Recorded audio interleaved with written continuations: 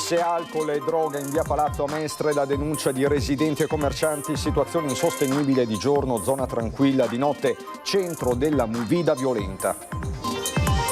Lavoro, crisi Perego di San Donà di Piave, prende forma il percorso di rilancio ma resta centrale il nodo occupazionale in bilico, 56 famiglie. Strade di sangue, Martellago sotto shock per la tragica morte di Chetti Montaniero, operatrice sociosanitaria del comune di 52 anni, stava rientrando a casa dopo le vacanze di Pasqua. Papa Leone arriverà in Veneto, l'impegno oggi in Vaticano nel corso di un breve colloquio con il presidente della regione Stefani, pronti ad accoglierlo, dice il governatore. Venezia spiagge, la prima ad aprire già in questo mese di aprile. I suoi stabilimenti balneari al Lido di Venezia, attesi veneziani e turisti, tutte le novità per la prossima estate. Zanzare al via la campagna antiproliferazione in tutto il comune di Venezia, nel sito in bolletta la brochure con tutte le indicazioni su dove e come ritirare il kit. Presentata a Genova l'adunata nazionale degli alpini, penne nere già in fermento, la città della lanterna aspetta almeno 400.000 persone.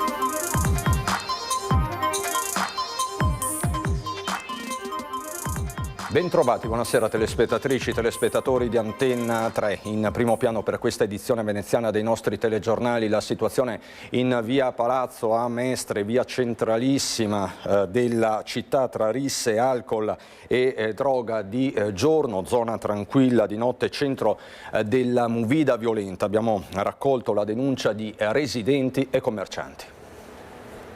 Io sono anziana, abito qui da circa 30 anni. Ho dei figli e non è possibile che alla sera ci troviamo questi disastri, cioè risse, botte, macelli. Una situazione arrivata al limite del sostenibile, la denuncia di una residente di via Palazzo a Mestre che vuole rimanere anonima. L'area pedonale, di giorno zona tranquilla, la sera, quando aprono alcuni locali, si popola di ragazzi che bivaccano, urlano e spesso ubriachi si intrufolano nelle piccole vie laterali per continuare a bere, mangiare e fare uso di stupefacenti, lasciando bicchieri sporchi e spazzatura anche davanti alle attività della via. Questi gruppi di giovani arrivano con bottiglie da casa o dai vari locali che ci sono in giro e festeggiano dopo la chiusura del locale. Succede un po' di tutto, perché poi ci sono risse, ci sono usano stupefacenti, tutto questo nonostante le telecamere. Il regolamento prevede che le persone non possono andare in giro con bicchieri, consumazioni eccetera, devono rimanere all'interno del plateatico o del locale.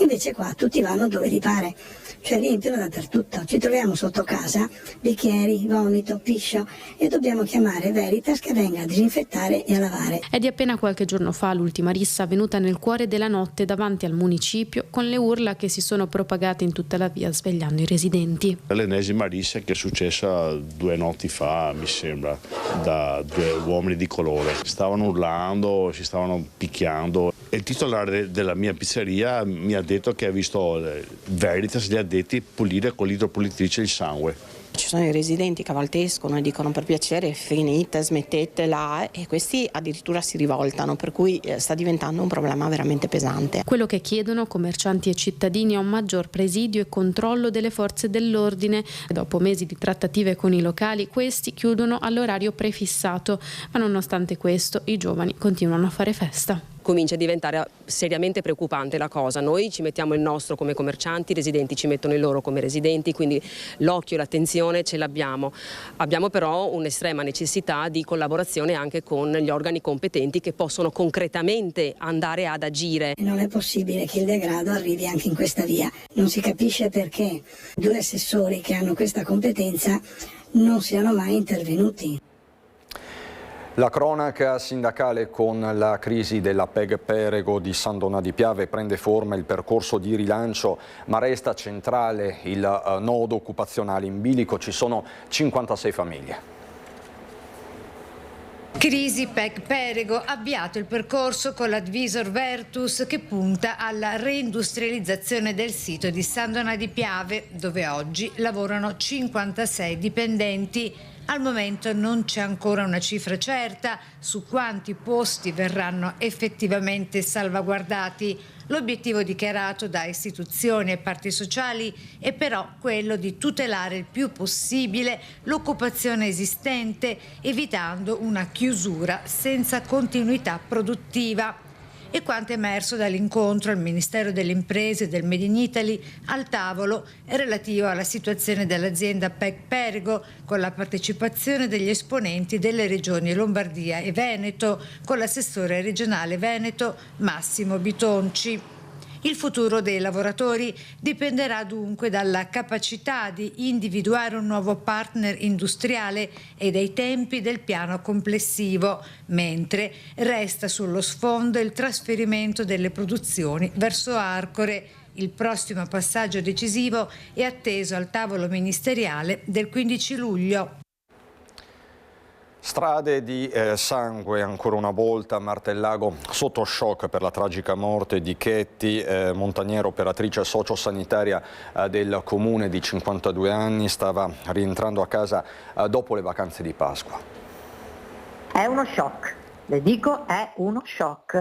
Io riporto in questo anche le parole di nostro sindaco Andrea Saccarola, ecco, che è scioccato tanto quanto noi, la notizia ci ha proprio folgorato. È una comunità che si risveglia listata a lutto, quella di Martellago, così dalle parole della portavoce, l'assessora al sociale Silvia Bernardo, amica di Chetti Tamara Montagnier, 52 anni, mamma di 3 figli, originaria di Milano ma da tempo residente a Martellago, morta nell'incidente stradale avvenuto lungo la 13 martedì scorso attorno alle 23 in provincia di Ferrara.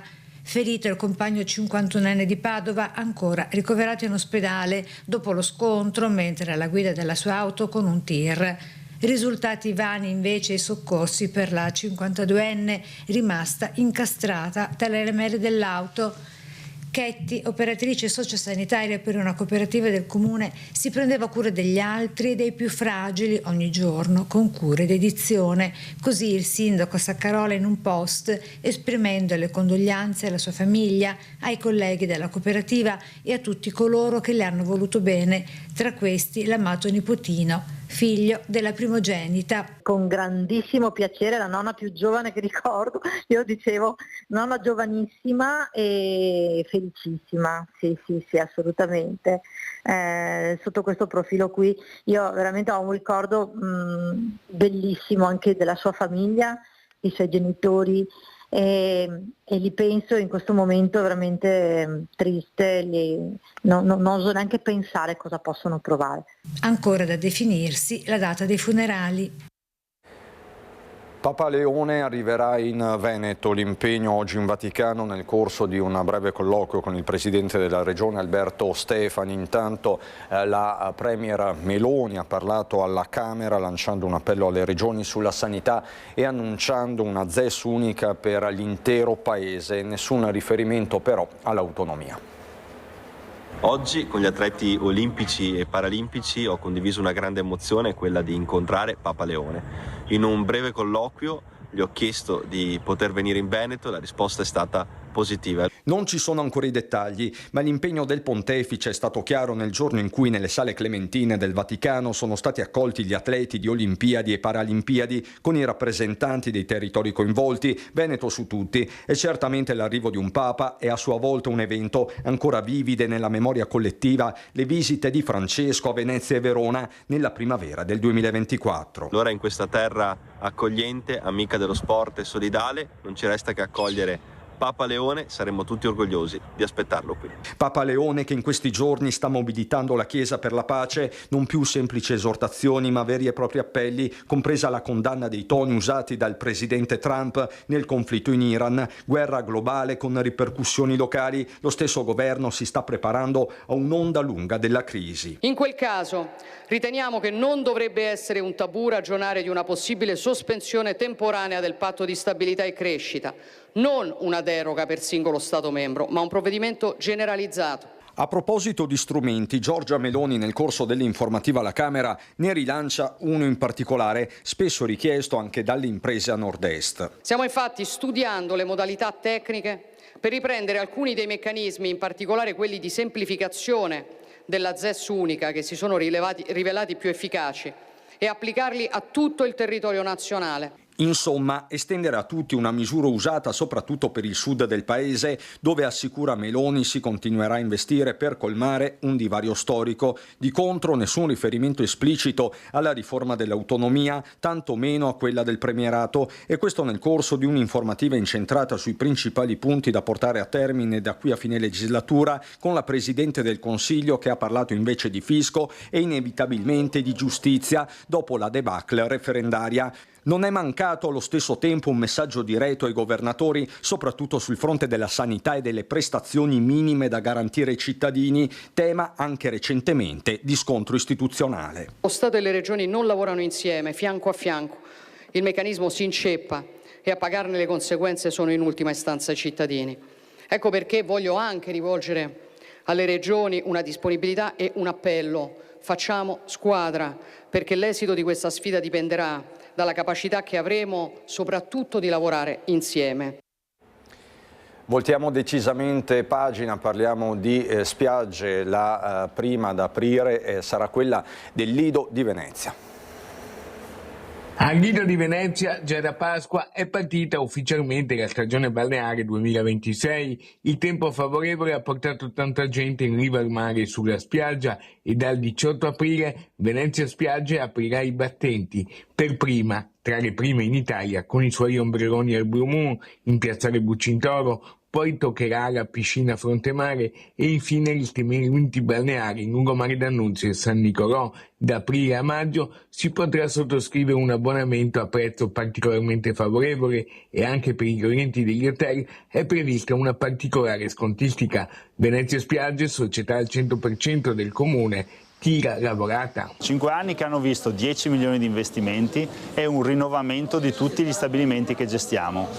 Quest'anno come focus c'è l'allungamento della stagione. Siamo riusciti a trovare il meccanismo per il quale i nostri residenti e anche eventualmente i turisti possono godere della spiaggia per più di 5 mesi, quindi dal 18 aprile con un piccolo abbonamento sugli ombrelloni possono aggiungere all'abbonamento della capanna e fare 5 mesi dal 18 aprile fino al 13 settembre per godere del nostro splendido Lido.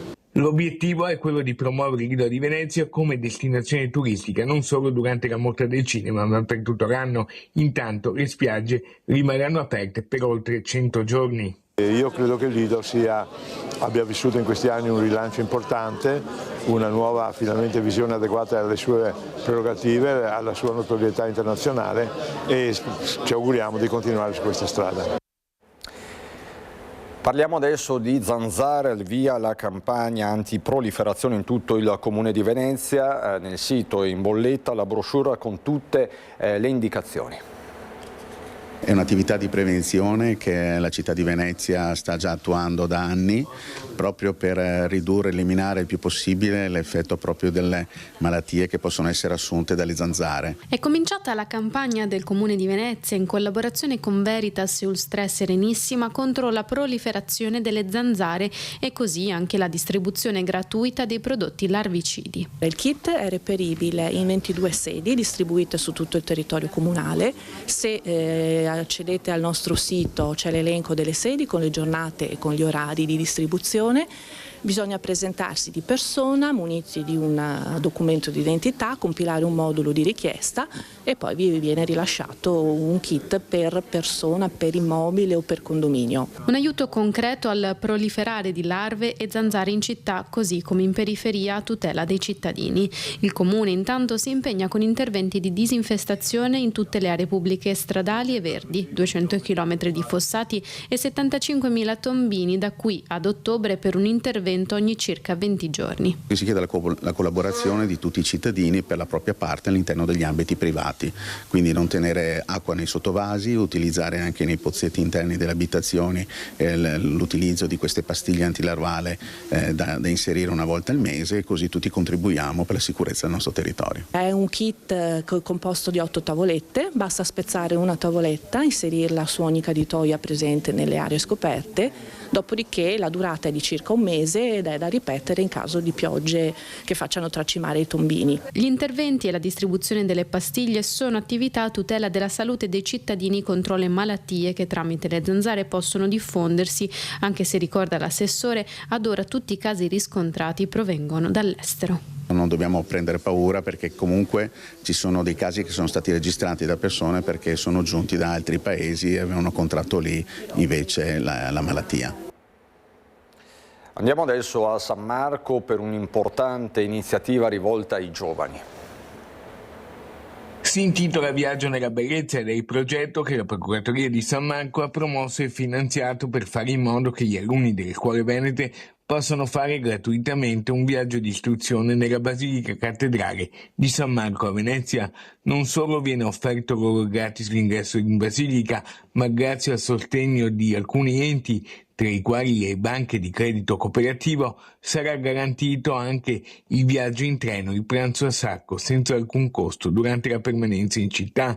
L'iniziativa è già stata lanciata a livello sperimentale per 40 classi, ma partirà in modo stabile a partire da settembre dal prossimo anno scolastico. Al telefono il primo procuratore di San Marco, Bruno Barel, che con il Consiglio di Procuratoria ha voluto e ispirato questa grande novità che farà da apripista anche a livello nazionale. Sono già cominciati i primi viaggi, una quarantina per ora, ma decolleranno soprattutto nell'anno scolastico 26-27 a cominciare da settembre. Il progetto è ambizioso: portare migliaia e migliaia di ragazzi veneti a scoprire Venezia, la bellezza della Basilica e delle altre istituzioni cittadine. C'è poi l'impegno costante che continua nella manutenzione della cattedrale, con molti cantieri aperti. Programmi ancora più ambiziosi per il 2026, e una ventina di cantieri tra interni ed esterni e altre iniziative molto importanti. Mestre rievoca la podesteria. La rievocazione storica si terrà sabato 18 aprile, quando verrà celebrato il passaggio sotto Venezia del 1339. L'evento prevede un mercato medievale nelle vie Caneve e San Girolamo dalle 10 del mattino, al pomeriggio il corteo storico con i tamburi della magnifica comunità di Mestre e la cerimonia di chiusura in piazza Ferretto e Palazzo della Provvederia. Evento organizzato dalla Proloco di Mestre con vela del Comune di Venezia. Lo sport, il calcio, il Venezia sogna.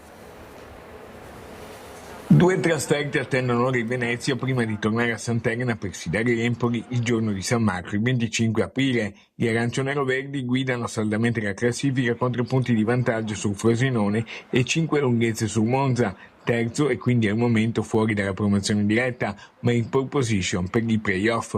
5 punti dal terzo posto in Serie B sono un buon margine, ma non ancora definitivo, visto che mancano 5 partite alla fine della stagione regolare.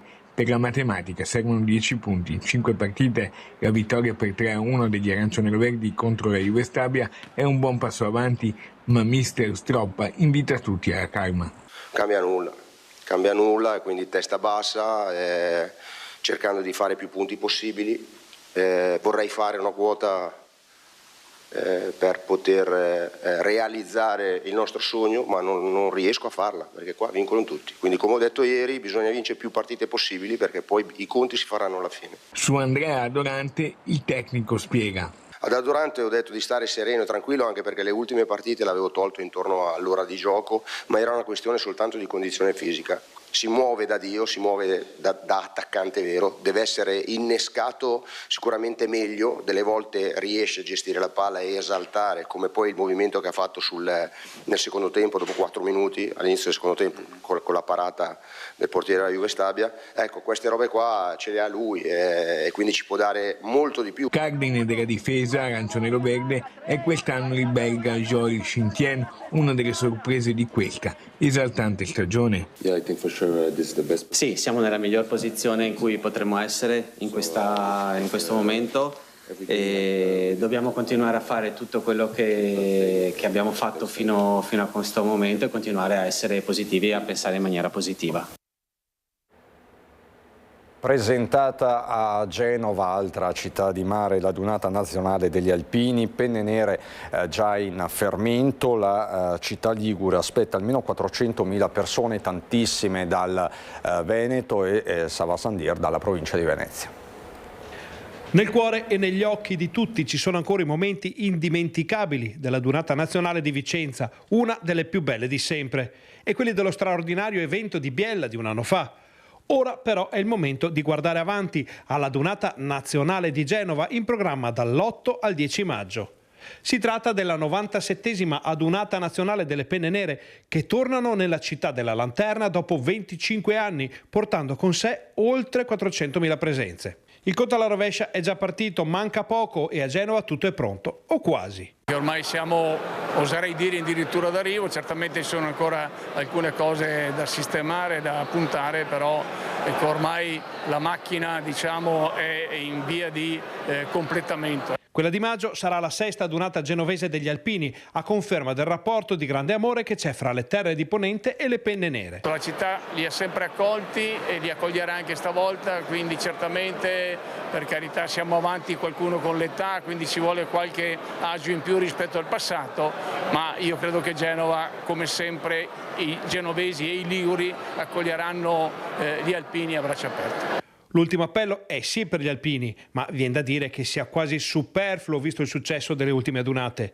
Però 2 parole il presidente delle penne nere le spende anche per i genovesi e i liguri. Quello che voglio raccomandare ai nostri alpini è che si comportino come sempre da alpini, quindi da persone serie che sanno fare festa, farla molto bene, trasmettere quel senso di allegria e di partecipazione e anche di coinvolgere magari i genovesi che qualche volta come tradizione sono un po' restii, ma io sono convinto che i nostri alpini sapranno creare anche qui a Genova quell'area giusta, corretta, di sana allegria da un lato, ma anche di trasmissione di valori, di solidarietà, di condivisione, di amicizia dall'altro. Da Venezia e province è tutto anche per questa edizione, non ho ulteriori aggiornamenti, subito dopo la sigla c'è il meteo, buona serata.